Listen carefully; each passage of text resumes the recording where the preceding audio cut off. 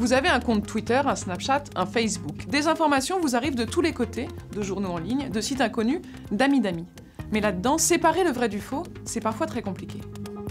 Info Intox, ce sont quelques minutes pour décrypter ensemble des infos qui ont trompé le web et des manipulations qui vont parfois très loin.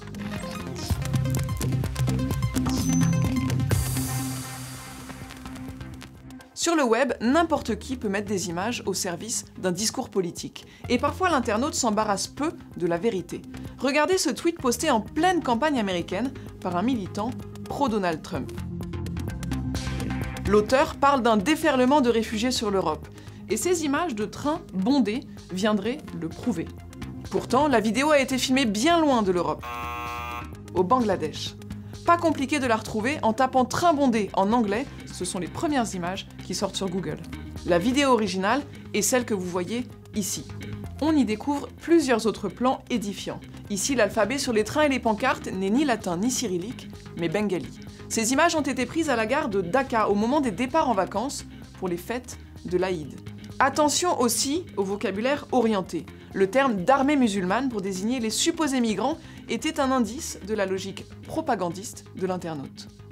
Pour des raisons politiques, la question des migrants est une des plus manipulées en images. Or, aucune image de réfugiés ne sera plus informative que les chiffres des organismes reconnus en charge de leur accueil.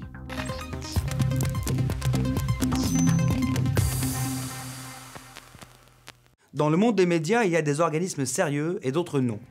Et on peut dire que ce présentateur égyptien a fait fort. Regardez. أمريكا كانت بتلعب الروس وروني الضرب عملوا ايه الروس.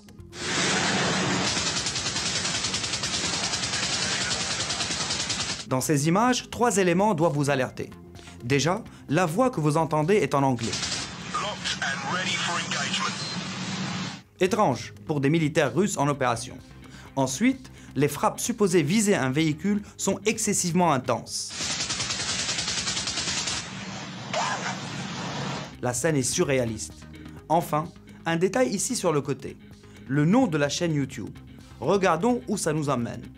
La scène à laquelle on ne croyait déjà pas beaucoup est en fait issue d'un jeu vidéo, Apache Air Assault. L'Apache est d'ailleurs un hélicoptère d'attaque américain et pas russe. Regardez, le présentateur a évidemment été moqué pour cette grossière tentative de manipulation.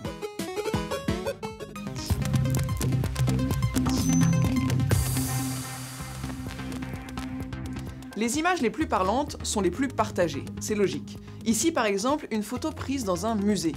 On y voit des jeunes filles qui tournent le dos à un des chefs-d'œuvre de Rembrandt pour préférer leur téléphone. La photo provoque une vague d'indignation. Beaucoup commentent et dénoncent une époque décadente, une jeunesse perdue, scotchée à Snapchat. Mais que se passe-t-il sur cette image? Eh bien, elle a été prise au Rijksmuseum d'Amsterdam, où l'œuvre est exposée. La responsable éducative nous explique que le musée propose une application pour smartphone que vous découvrez ici. Ces élèves sont en fait en train de la consulter. Pas de jeunesse en perdition donc, mais des internautes qui s'indignent peut-être un peu vite. Et la photo, elle, circule toujours autant.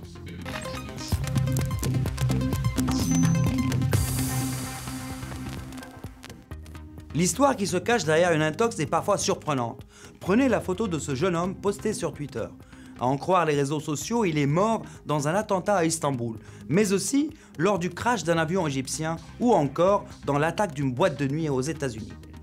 Nos journalistes ont enquêté et ils ont trouvé que les personnes à l'origine de ces tweets étaient toutes basées au Mexique. Elles nous expliquent que cet homme les avait escroqués et qu'elle se venge en diffusant sa photo sur des hashtags d'actualité. Et ça marche. Sa photo s'est même retrouvée dans un diaporama de victimes d'attentats sur l'un des plus grands sites d'infos américains. Le site s'est finalement corrigé. Pourtant, une rapide recherche sur Google Images aurait évité cette erreur. On découvre que la photo était déjà ressortie sur différents sujets et à chaque fois, les auteurs sont basés au Mexique.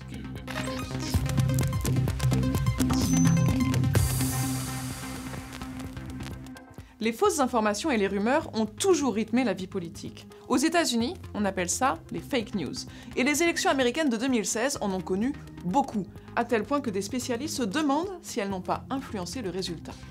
Ici, l'info part d'un site méconnu, le Christian Times Newspaper.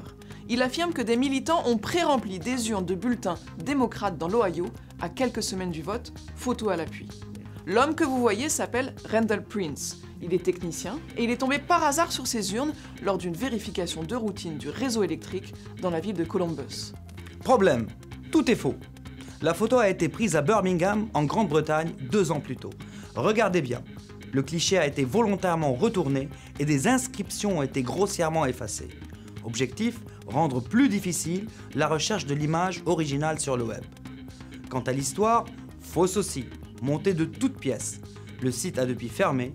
On y trouvait des articles qui affirmaient que Bill Clinton a le sida et Hillary, candidate démocrate, un cancer de la langue.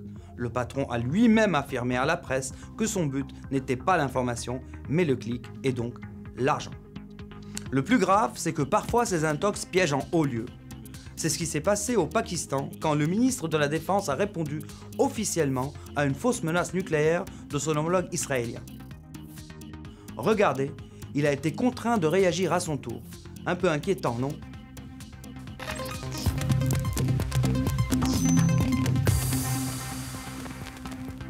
Le but d'une intox, c'est de circuler, et pour ça, tous les moyens sont bons, comme par exemple les faux comptes sur les réseaux sociaux. Ils permettent de démultiplier la force de nuisance d'une intox. Une information vue à plusieurs endroits a l'air plus crédible. Ce message d'un Gabonais est un exemple. Il veut faire croire que Libreville, capitale du Gabon, est calme alors que des émeutes sont en cours. Mais regardez, le même tweet a été posté par plusieurs comptes différents le même jour, à la même heure, à la seconde près. Ceci est possible grâce à des outils comme TweetDeck. Vous créez différents comptes aux profils variés, programmez-les et hop, tweetez, vous êtes désormais 6 personnes à la fois. Alors comment vérifier un compte? Quand les mêmes messages partent en même temps, attention, c'est qu'il peut s'agir d'un bot, des robots qui postent automatiquement. Mais regardez aussi l'ancienneté du compte. Qui suit-il? Que poste-t-il? Et pensez à vérifier si sa photo de profil existe déjà sur le web. Ici, la photo de ce faux journaliste sportif américain a été récupérée sur un site d'assurance.